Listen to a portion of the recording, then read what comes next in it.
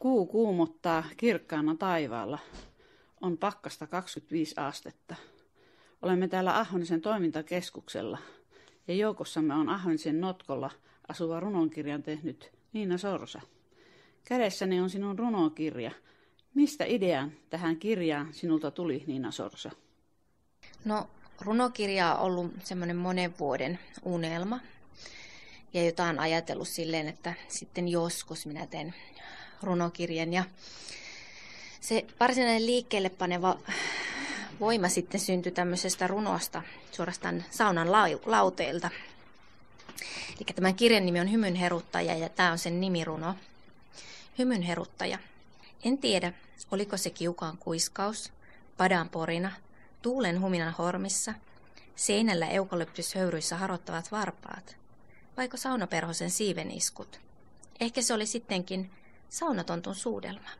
Eli yksi päivä pätkähti mieleen tämä runon nimi ja sen myötä sitten aloin kehitellä tämän runon ympärille semmoisia hymyilyttäviä, positiivisia runoja.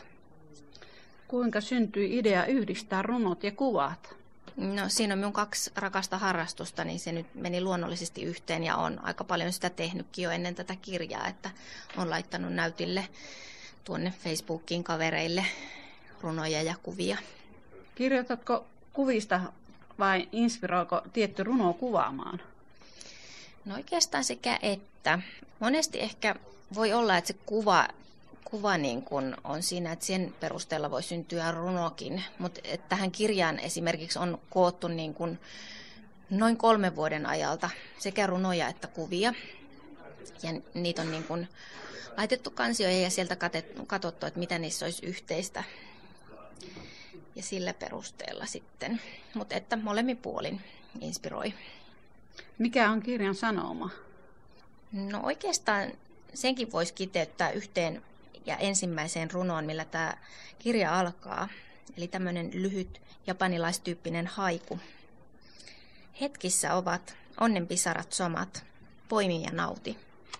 Eli tämmöinen hetken näkeminen ja kokeminen ja tavallaan ehkä hidastaminen. Ja sitten monet on sanonut, että tässä on semmoinen aika elämänmyönteinen juttu tässä kirjassa. No, tosi hieno runo. Mikä pysähdytti näkemään ja kokemaan hetken samalla koko elämän syvyyden?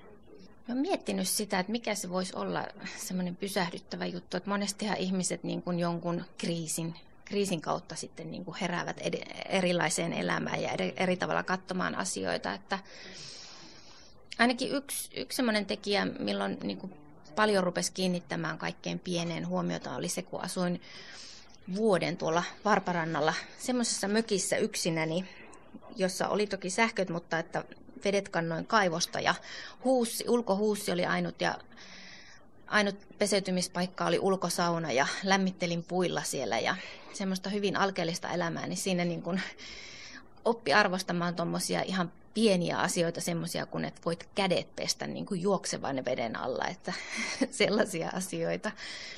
Että siellä sitten tuli paljon samoiltua ja katseltua linssinkin läpi. Mikä on mielestäsi elämän tarkoitus? Siihenkin voisin sanoa runon sanoin. Eikä kukaan sanonut, että se olisi helppoa. Kahlaan niin syvälle, että hengästyt. Vielä syvemmälle, jotta sattuu. Kuuntele kipusi. Hyväksy heikkoutesi. Anna anteeksi. Kaikki. Kaikille. Palaa pintaan. Tunne ikuisuuden henkäys sielussasi. Tee oivalluksesi ja lennä. Näkemään lisää. Enemmän.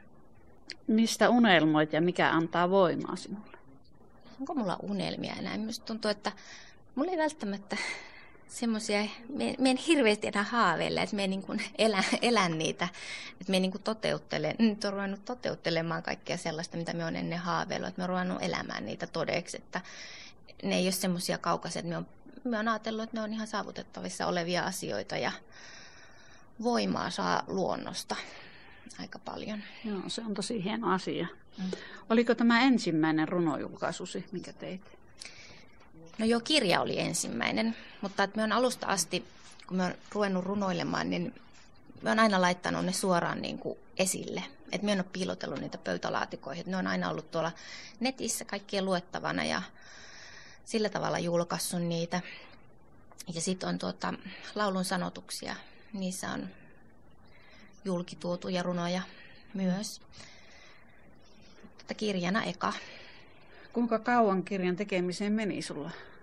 No niin kuin sanoin, että tuossa on monen vuoden ajalta runoja ja kuvia kyllä, mutta että sitten kun me niin kuin sain sen, että no nyt minä sen teen, niin ei siihen vierähtänyt kuin viikko suurin piirtein, kun me kokosin ne. Kaikki pläräsin vuosien tuotannot läpi ja yhdistelin ja tein. Milloin aloitit runoilun? Mistä kipinä tuli?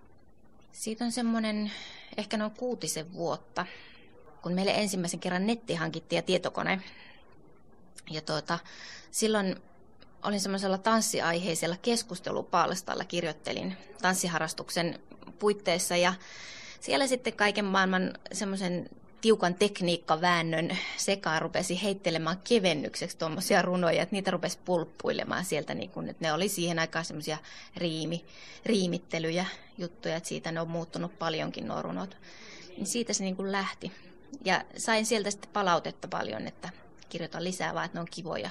Ja sieltä myös tuo laulun sanotushomma niin kuin sai alkunsa. Ja sitten siirryin sen muuta, että nämä on aina ollut esillä nämä runot jossain netissä. Että me semmoinen rakkausrunot.fi-sivustolle siirryin myös sen jälkeen niin kuin laittamaan noita runoja. Niin, sinä tosiaan harrastat tanssimista käymistä myös, että käyttää miehenne kanssa paljon tanssimassakin. No joo, vähän vähemmän tällä hetkellä, mutta kyllä kotona sitten tanssitaan kanssa. Että. Taitaa se pieni onnipoika vie aikaa aika paljon, ettei silleen pääse lähtemäänkään niin helposti.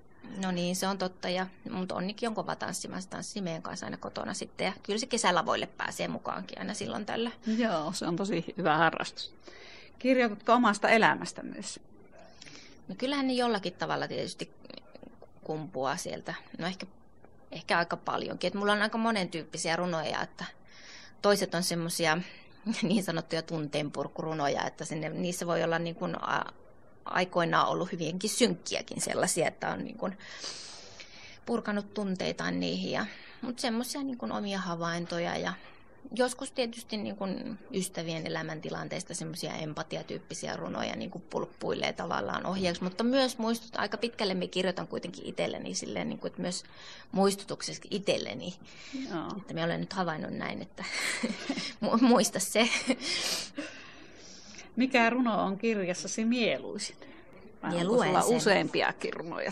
No nämä on semmoisia positiivisia lempirunoja, mitä me on tähän koonnut kyllä, mutta tämä on sellainen, johon niin kuin kätkeytyy myös sellainen tarina, että niin tämän runon oli semmoinen Facebookissa semmoinen Positive It-kampanja, missä piti levitellä tämmöisiä positiivisia lappusia kanssaeläjille niin kuin mitä erikoisempiin paikkoihin.